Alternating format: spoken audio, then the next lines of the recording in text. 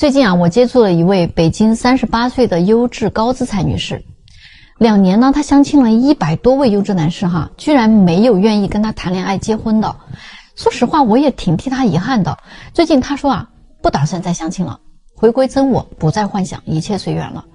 找个让自己扶贫的，她不甘心；找个势均力敌的呢，人家又嫌弃她年纪大，那还不如继续认真的搞钱来的踏实。最近呢，她就给我发来了一段话哈，是这么说的。她说：“姐呀，我现在觉得自己已经熬到了一个人生新境界呀。一个人喝茶，一个人散步，一个人旅行，一个人看书，没有电话，也没有邀约，没有聚会，也没有一些所谓的社交。现在呢，为了保养自己的身体啊，每天早睡早起，善待自己，无欲无求。现在的心情啊，就是一种云淡风轻，岁月静好，不再那么在乎别人的评价了，只要随心而活就好，一切顺其自然，豁然开朗了。”哎，我说啊，那我要恭喜你啊，你已经达到了人生的最高境界啊，你其实已经活明白了。人一生要么就简简单单的活着，也是一种幸福，要么呢就入世，尝尽人间烟火，酸甜苦辣。只要我们自己不在别人的世界里兵荒马乱，也不要在自己的世界里啊自怜自爱，就很好。大家觉得哈，人到了这个年纪，是不是应该这么云淡风轻了呢？咱们到评论区讨论讨论吧。跟大龄女生谈恋爱会是一种什么样的体验呢？38岁的已婚男士哈跟我说起了一段他的往事。33岁那一年呢，他跟一个女同学在同学会上重逢了。早年读书的时候啊，他们2个人关系特别的好，于是他们现在很快啊就坠入了爱河。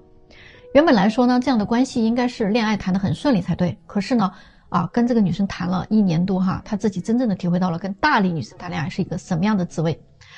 她呢是一个非常强势的女生哈，妥妥的公主病，只要一吵架就撂狠话啊！如果你跟我分手了，我分分钟能找到一个更好的，有的是人追我，想嫁随时都能嫁。以前那些追我的人条件好得不得了，我不是也没同意吗？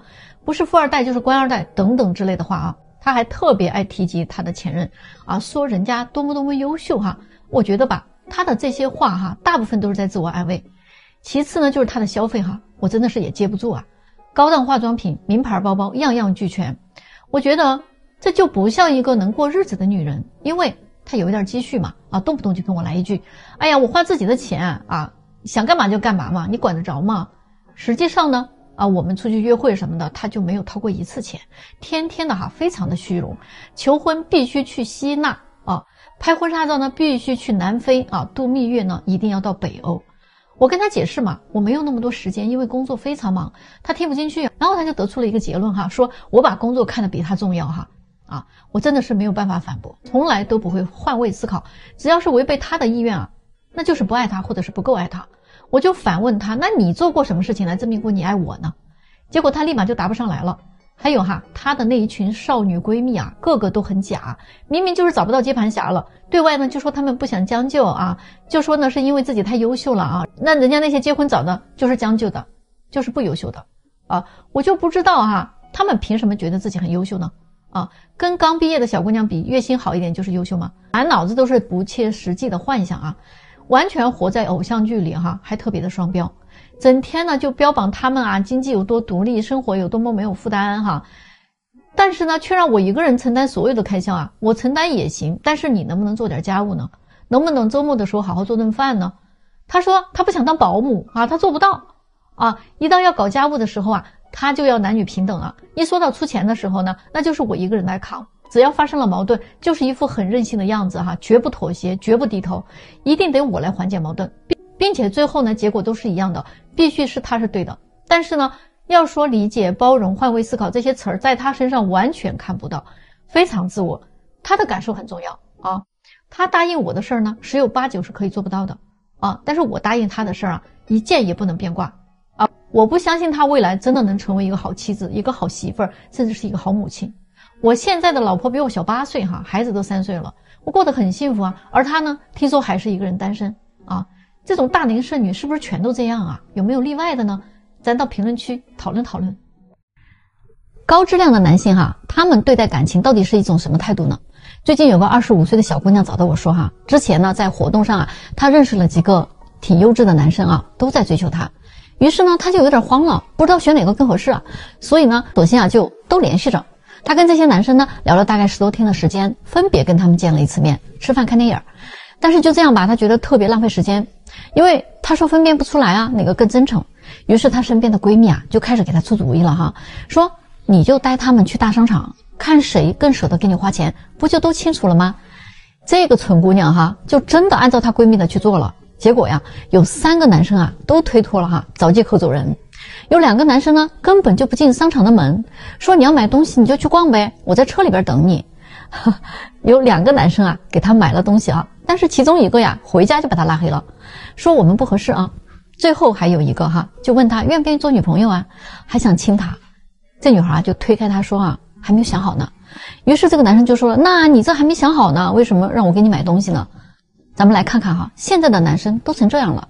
优质的男生啊，他们不是花不起这个钱，他们只不过觉得哈，相亲认识的陌生姑娘还不了解你的本质怎么样呢，在你的身上花钱那是一种风险行为。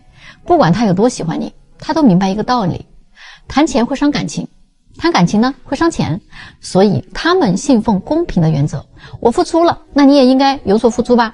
饭也吃了，礼物也收了，那你说你没有想好是几个意思呢？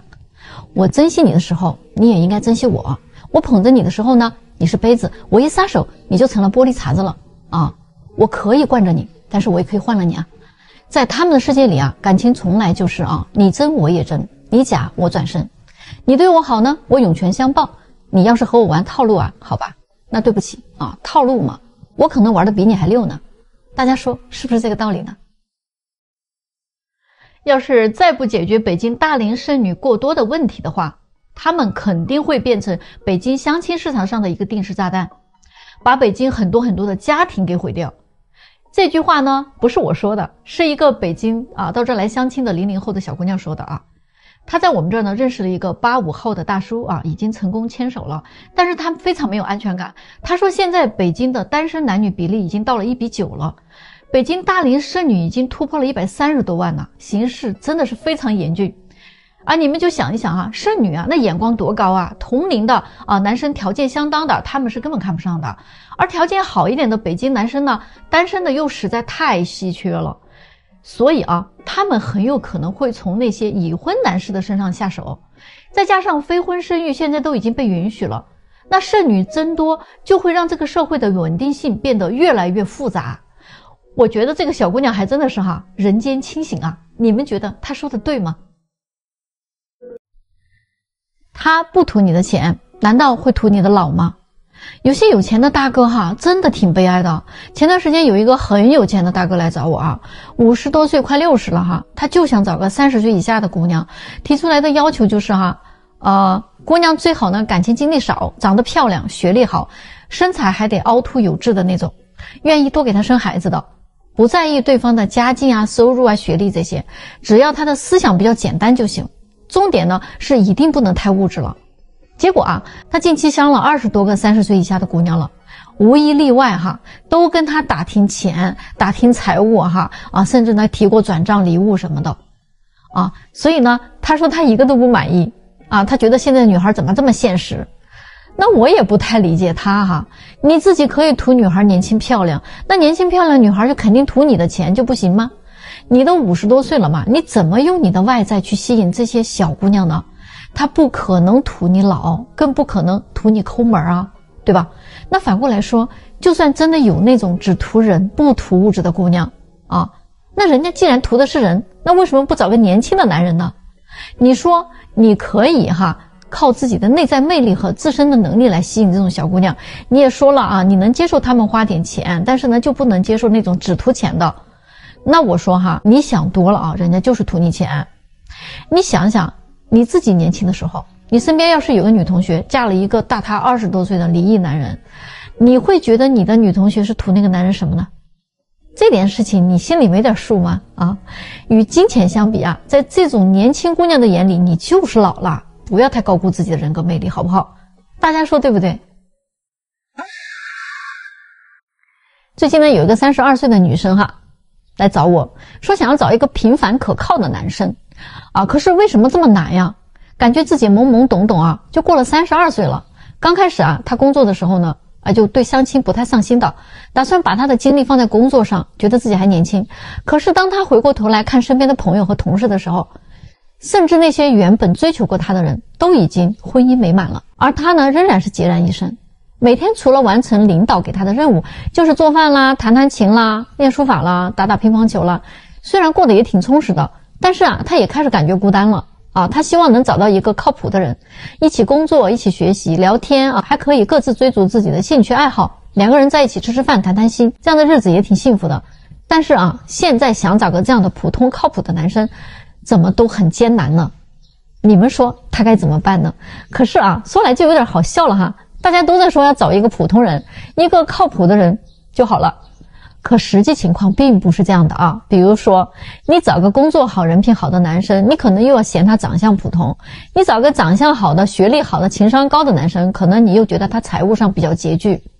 或者呢，你找个年龄小一点的、身材高一点的、人品好一点的男生呢，他可能又不够稳重成熟。真心话在这个世界上全能的平凡人是真没有的。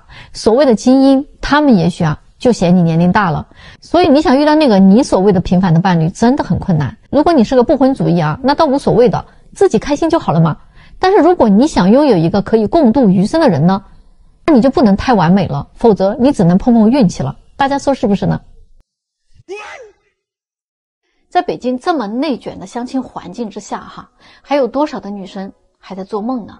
前阵子呢，我这儿来了个很优秀的33岁的男生找对象嘛。刚开始呢，他理想的年龄是小5岁以内的姑娘最合适于是呢就见了一位30岁的女孩。可是呢，这个姑娘就特别慢热一直呢对这个男生就有点爱答不理的。这个时候呢，就有一个00后嘛，就主动加了这个男生的微信。他们聊得还比较火热但是呢，就有个问题嘛，小姑娘说至少也要谈2年以上的恋爱才考虑结婚这个事儿。可是这个男生家里边催得很急他可等不起所以呢，他就主动放弃了这个00后。就在这时候意想不到的事情发生了。他最近呢就参加了我们的一个线下活动嘛，结果呢认识了一个离异的女性，就比他小2岁。这个女士的话呢，可就没有小姑娘那么多顾忌了特别的大方主动，而且是北京本地的，家里条件还很好，什么都不缺，人家长得还漂亮。那些小姑娘不懂的，人家都懂小姑娘不会的呢，人家也都会。上得厅堂下的厨房，既懂风情又有韵味儿，识大体懂进退，收放自如，完美妻子的一番表现，哪个男生不上头这个男生就一下子沦陷了。后来我就问那个30岁的姑娘，到底你咋想的？结果她的回答是，那相亲认识的不得让他追一追才行吗？我真的是服了你既没有00后的青春洋溢无所顾忌，你也没有年轻少妇的温言软语征服男人的本领，你又高冷又慢热，还想等着北京的优质男生来追你呢？你觉得可能吗？你拿什么跟这些女人去卷呢？厉害！最近有个33岁的姑娘她来找我找对象嘛，那气场真是太强了。说自己的基本情况的时候，简直就是滔滔不绝说自己是博士学历，在金融行业干了几年已经挣到了好几百万。那后来呢，他又开始直播带货又财源滚滚。他这个人吧，财运确实挺旺的。总之呢，30多分钟的时间一直在强调自己如何挣的钱有多能干，有多有本事。那我呢，确实也附和了他几句给人家点了好几个赞嘛。但是开始说到他的择偶要求的时候呀，我一听又是来许愿的了。我真的都想以后在我这儿设个神龛等他们要许愿的时候呢，先拜一拜。这姑娘说她的要求不算高就希望对方呢别挣的没她多。她现在1年200来万，这是她的底线了。男士在其他的方面都还好说，她顶多再看一看眼缘，也不用多帅看着顺眼的就好。其次呢，情商高一点，婚后呢能把财务交给他管理。男人管理财务他觉得不放心嘛，而且自己现在年龄有点大了，生孩子呢可能也比较困难，就希望对方能够接受代孕，年龄相差大概5岁上下就行。那我听完之后，我就想让他赶紧走可是没有忍住我又劝他了。我说，那你觉得自己的颜值咋样他说我的颜值吧一般吧。我说就冲这一项可能那些年入200万的男人就不会考虑你了，更何况你的年龄都30多岁了，他就比你大几岁他完全可以找个25、26岁的小姑娘，好不好？他找你的话，那图你啥呢？他挣的也不比你少再说了，你的钱会拿给他用吗？你的房子会拿给他住吗？不会吧？你还是希望能用他的钱对吧？能住他的房子，你的就还是你的，他的呢也是你的，所以人家图不到你的钱，那他还图你年纪大吗？还图你的颜值差吗？这个不现实啊。所以他听完了以后啊，非常不高兴啊，说你是不是没有这种资源啊？他非要看看资料哈。那人家还真的是眼光特别的好啊，就挑了10几个颜值能力都很好的男士。这个时候我真的是哈，我就让他仔细看一看人家的择偶要求。这一回他真的傻眼了啊！这些30多岁的男士啊，年薪100万啊，要求都是找27岁以下的，甚至呢是00后啊。我还给他看了一些我们97后的一些姑娘的资料，00后的占了一半。这些优质的男生在相亲市场，人家都是在被抢的，不是在等你来挑他们的。醒醒吧，行吗？有的人啊，天天都嚷嚷说啊，自己为什么要将就找个人结婚啊，低质量的婚姻不如高质量的单身啊。可能是因为他们年龄大了啊，实在是找不到理想的人了，就找一个托词呢，安慰一下自己。为什么一定要这么倔呢？说实话，真的要一个人去面对孤孤单单的100年人生，还真的是需要点勇气的，挺可怕的。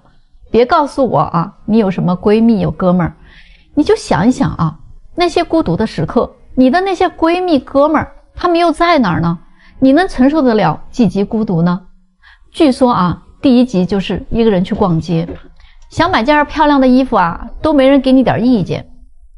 第2集呢，自己一个人去看电影，不管电影多精彩，你也只是一个人在哭，一个人在笑。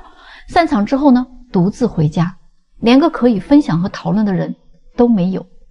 第3集，一个人喝酒，你喝的那是酒吗？你喝的恐怕都是自己的心情。第4集呢，一个人去吃火锅，本来吃火锅是个热闹的事儿，可是你呢却吃了个寂寞。最可怜的是第5集，生病的时候啊，自己给自己买药啊，给自己做饭，身边没一个人照顾你，只能自己扛着呀。第6集呢，是一个人去旅行，别人都是成双成对的啊，可是你呢就得拿着那个自拍杆啊，自娱自乐。第7集呢，是一个人搬家，从一个地方搬到另一个地方，没有一个帮手啊，真的是冷冷清清的。第8集呢，是每天一觉醒来啊，连一条信息都没有。你不怀疑这个世界已经把你遗忘了吗？第9集，一个人做完手术啊，你妈妈打来了电话，你还得故作镇定地说，放心吧妈，我挺好的。第10集是最可怕的，你会觉得这些都是正常的生活啊。据说还有第11集啊，你亲眼送走了爷爷奶奶和爸爸妈妈，这个世界上就剩下你一个人了的时候，你孤不孤独啊？还有最可怕的，就是你好多天都没有出门了，是邻居发现了你。所以啊，人的这一生呢，要好好的规划，你还是要有一个同行的伙伴的，他还是可以给你陪伴，可以给你温暖的。现在有多少人啊，在找对象的时候就像选商品一样啊，不能差1分，不能少1毫，不然就不行。有更多的人啊，把婚姻当做了交易，当做跳板。其实这样的人，你最后一定会被婚姻反噬的啊。所以呢，你如果真的能承受得住这样的寂寞，这样的孤独，哎，那我觉得你可以孤独终老，没问题啊。那我也要恭喜你啊，逆袭成功啊，对吗？为什么说现在在北京剩女的数量啊这么庞大？北京的剩女啊，现在已经突破了80万了啊，奔100万去了。其实啊，现在的剩女问题在北上广深1线大城市呢，都算通病了。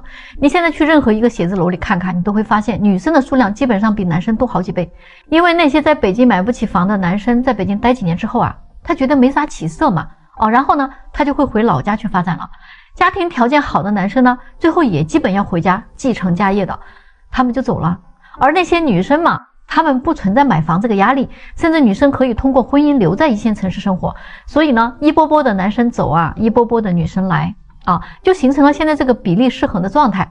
其实呢，90%的外地人呢都想找个北京本地人，而北京本地人呢只想找北京本地人，并且呢，大部分的优秀男生早就在20出头的时候被那些年轻的女生抢光了，在校园里啊已经解决的差不多了。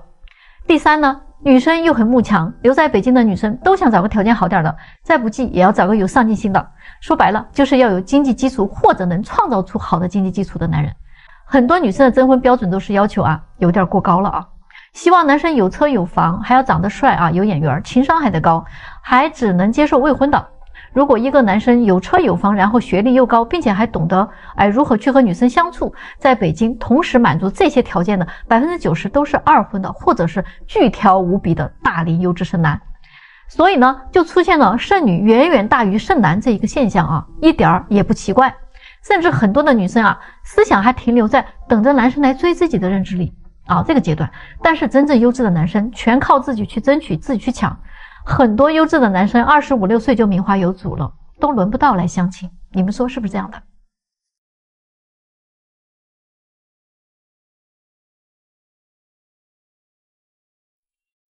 我真的挺佩服那些聪明的女人，趁着年轻啊，在自己最有婚恋价值的那几年，找到一个潜力股结婚了。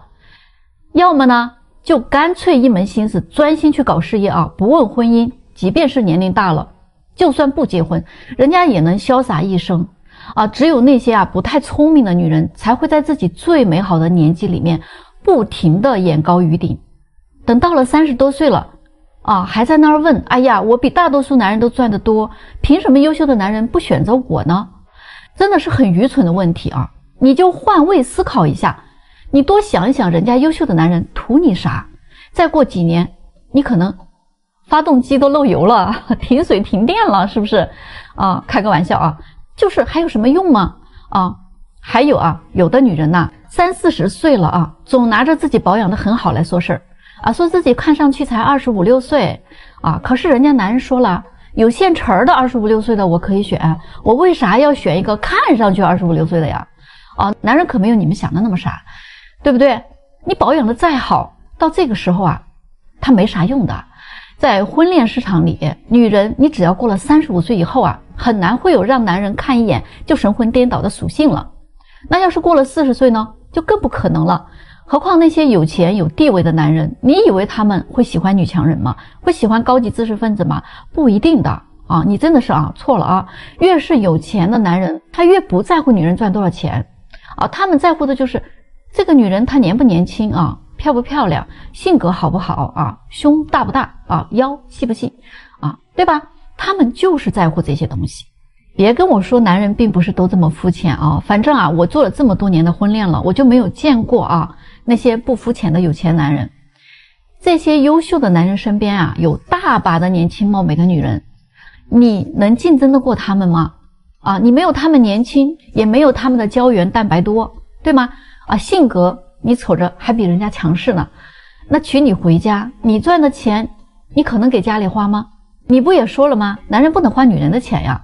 那你挣的那么多的钱，在优秀的男人眼里，那意义又是什么？35岁以上收入比较高的女性，其实你还真的不太适合结婚了。你要找一个工作稳定、人品好的男人不要求他的年收入，不要求他的房和车这些物质条件的话，你肯定是不甘心的。要么你就找一个比你大很多、离异的、有孩子的条件不错的或许你还有一点优势的，但是你可能还是不甘心那些跟你年龄相仿又优秀的男人呢？人家的眼睛都盯着30岁以下的女生，你都进入不了他的视线。所以你来相亲市场你要求对方有房有车，收入还得比你高，长得还得有眼缘哎呀，其实女人慕强那是可以理解的。你就算是想嫁给那些福布斯榜上的那些男人我都能理解。那是因为女人可以做梦你可以想呀谁不想呢？对不对？但是你要知道有多少人在跟你竞争你的竞争对手是什么样的？有些女人很有意思真的总是拿自己的社会属性去交换男人的婚姻属性。那婚姻它不是这样交换的，明白吗？